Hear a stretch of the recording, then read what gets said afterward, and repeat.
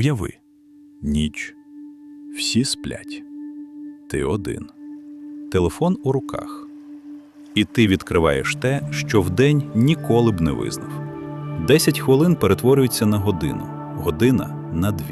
А потім ти закриваєш телефон і лежиш у темряві, і в тебе таке відчуття, наче ти щось втратив. Але завтра все повториться. Це не слабкість характеру, це нейрохімія. У твоєму мозку є система винагороди. Вона існує мільйони років. Вона створена для виживання – їжа, безпека, продовження роду. Коли ти робиш щось корисне для виживання, мозок виділяє дофамін.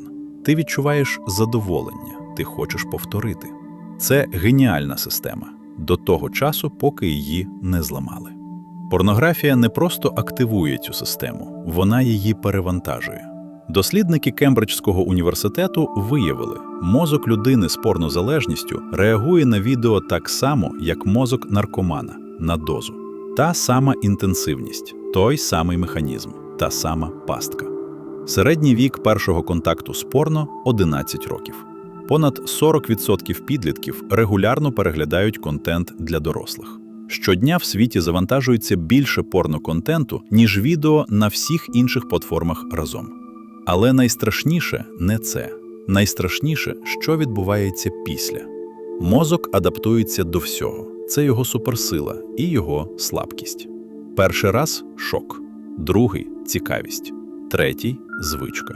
10-й – недостатньо. Нейробіологи називають це десенситизацією, зниження чутливості до стимулу. Простіше кажучи, те, що збуджувало рік тому, сьогодні вже не діє. Потрібно більше, гостріше, інакше.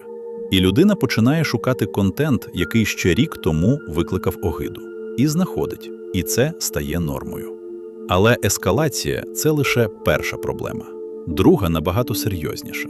Люди починають порівнювати реальних партнерів з екраном. І реальність програє завжди. Бо екран не має поганих днів. Не хворіє, не сперечається, не потребує уваги. Він ідеальний, і тому він фальшивий. Порно не вчить сексу, воно вчить споживати людей. Перше, що руйнується – інтимність, не секс. Саме інтимність – здатність бути вразливим з іншою людиною. Коли ти звик до екрану, де все підконтрольно і безпечно, жива людина поруч стає незручною, непередбачуваною, вимогливою. І ти відсуваєшся. Спочатку фізично, потім емоційно. Друге – самооцінка. Чоловіки порівнюють себе з акторами, жінки – з актрисами.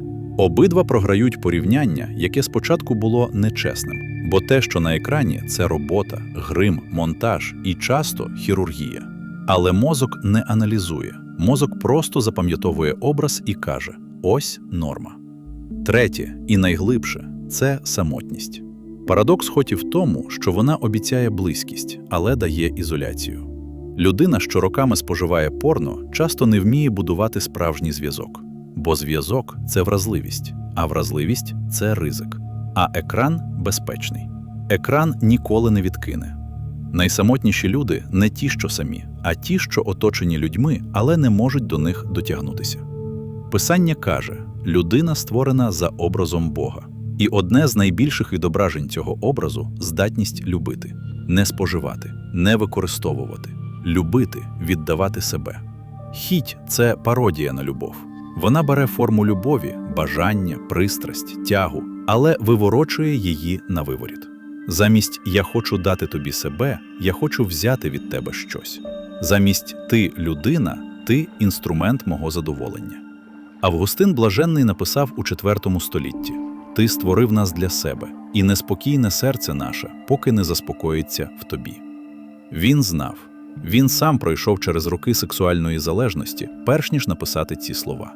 Неспокій, що ти заповнюєш екраном, це не сексуальний голод, це духовний.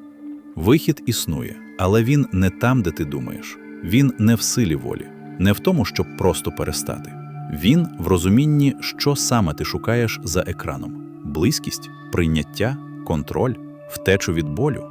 Бо порно – це завжди симптом, не хвороба.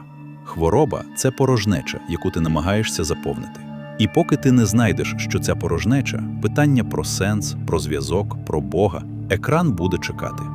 Дофамін не твій ворог, він просто слуга, якого взяли в полон. Питання в тому, хто ним керує. Той хлопець або дівчина, що лежить у темряві з телефоном у руках, це не грішник без надії. Це людина, що шукає любов у єдиному місці, де її точно немає. Наступного разу, коли рука потягнеться до екрану, запитай себе, чого я насправді хочу прямо зараз. Відповідь може тебе здивувати.